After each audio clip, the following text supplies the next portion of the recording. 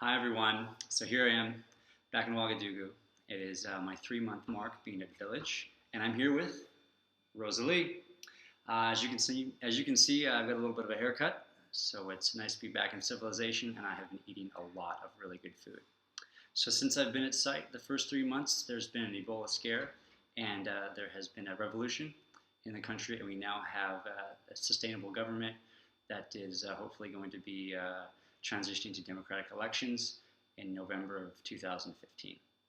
But right now I want to show you all about the first 3 months of my site, what I've been doing, where I'm living, and all the great things that I get to do every single day when I wake up. So check out the video, and I hope you guys really like it. Bye. Bye. As we left Leo to move on to our new permanent sites all around Burkina, we were all a bit scared. So there's one thing we had to do. Get pumped up.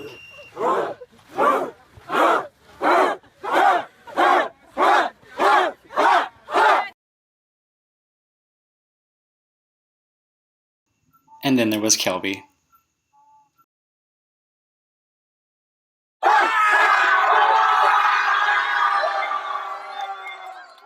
Along the way though, we did make one stop at the US Embassy, where some of us got the privilege to make speeches in Moré, Jula, Gulamachama, and of course French.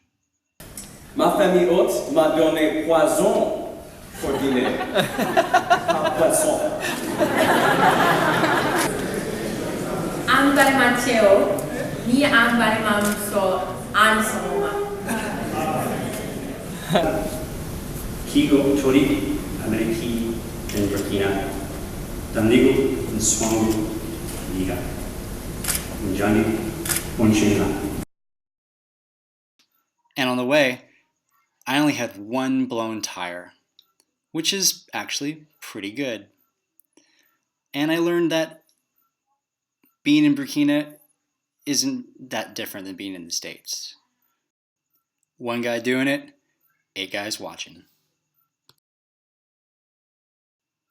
Being in Village for the first time can be a little intimidating. These are authentic tribal masks. Even the art is different here. Then there's school. Of the combined 2 classes I teach, I have over 200 students, and that's just one of the grades. It can be a challenge here. And if you're lucky, when you go to your school, you can speak Gulamachama, which you just started learning 3 months ago, in front of your whole village, and they'll all laugh at you. Nighttime is pretty different as well, since there is no light after the sun goes down, so when you get a thunderstorm, it's better than watching TV. Oh, and then there's the market. Twice weekly, if you're lucky, you'll get to go and pick out the equivalent to things you would buy at the supermarket or the grocery store, except there's no set prices and you can haggle as much as you want, but there's no guarantee that the customer is right. I remember my first time there, and I had to do a lot of pointing and grunting to try and communicate the things that I wanted, like tomatoes, onions, eggplant, and such. Cooking and preparing food here is a little bit different too. The main staple of the Burkinabe diet is tow. Voila. It looks kind of like mashed potatoes, but it is nothing like it of the sort.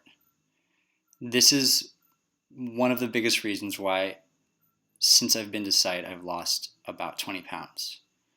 I'm not even kidding you.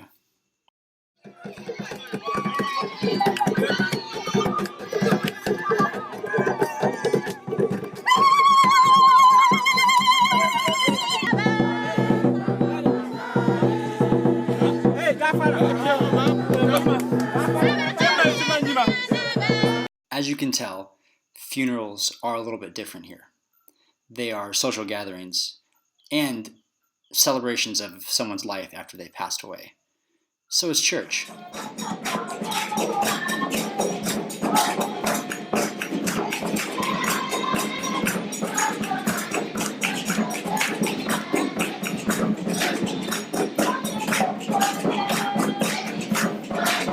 And if you're lucky, you might get invited to play some village soccer. But there are no rules and referees. Or you could just sit and watch the cows come home.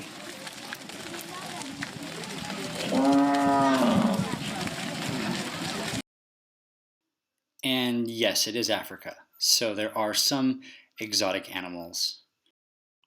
Like this little guy. Hey, buddy. One thing you will not be able to escape are village children. If you open your courtyard door, they're gonna come in.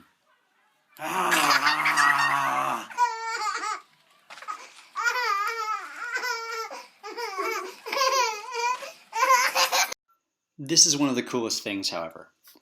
Meet my buddy Ashiel. What he's got in his hand is known as a djembe, or we call it a talking drum.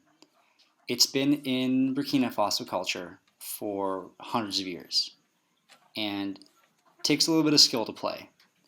As you can see, there are some strings attached to the head of the drum, so every time he moves his arm, it tightens or loosens the drum head and makes a different sound. Have a listen.